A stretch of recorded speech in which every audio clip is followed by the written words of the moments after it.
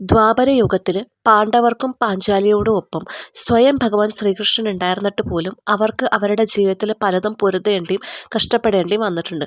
ഭഗവാൻ അവർക്കുള്ള വഴി തെളിച്ചു കൊടുത്തു. അവരുടെ ജീവിതം ജീവിച്ച് ആ പൊരുതി നേടിയത് അവർ തന്നെയാണ്. നമ്മൾ നല്ല മനസ്സോടുകൂടി ദൈവവിശ്വാസത്തോടുകൂടി മറ്റുള്ളവരെ വേദനിപ്പിക്കാതെ എന്ത് ചെയ്താലും അതിനൊരു ഫലം കണ്ടെത്തും. അനുഭവമാണ്. ശാസ്ത്രം എത്ര തന്നെ വളർന്നാലും there is a power beyond science എന്ന് വിശ്വസിക്കുന്ന ഒരാളാണ് ഞാൻ.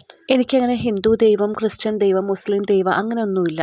ദൈവങ്ങൾ ഒരു പവർ നമ്മൾ വിളിക്കുമ്പോൾ നമ്മൾ അറിയാതെ തന്നെ നമ്മൾ കേൾക്കുന്ന ഒരു ശക്തി അത്ര മാത്രമേ ഉള്ളൂ. അത് ഞാൻ മനസ്സൊരുക്കി ഏത് ദൈവത്തിന് മുമ്പിലായാലും ഞാൻ പ്രാർത്ഥിക്കാറുണ്ട്. അപ്പോൾ ഇന്നലെ ബുധനാഴ്ച ഞാൻ പള്ളിയിൽ പോയി തിരി കത്തിച്ച് കുറച്ച് നേരം അവിടെ നിന്ന് പ്രാർത്ഥിച്ച് ആ പവർ എക്സ്പീരിയൻസ് ചെയ്തിട്ടാണ് വന്നത്. എന്നെ അറിയുന്നവർക്കറിയാം, എൻ്റെ കയ്യിൽ എപ്പോഴും ഒരു ചെറിയ കൊന്തയും ഒരു ചെറിയ ശിവലിംഗവും എപ്പോഴും ഉണ്ടാവും. കൊന്ത പള്ളിയിൽ നിന്ന് മേടിച്ചാണ്. ഇപ്പോൾ ഞാൻ പോയ പള്ളിയിൽ ശിവലിംഗം വളരെ ചെറുതൊരു മൈന്യൂട്ടായിട്ടുള്ള ശിവലിംഗമാണ് എപ്പോഴും എൻ്റെ കയ്യിലുണ്ടാവും. അതിൻ്റെ ഒരു ധൈര്യം, ഒരു വിശ്വാസം. പക്ഷേ എന്തുകൊണ്ടോ കഴിഞ്ഞ ദിവസം അത് പൊട്ടിപ്പോയി. ഞാൻ പോലും അറിഞ്ഞിട്ടില്ല, താഴ്ത്തും വീണിട്ടില്ല.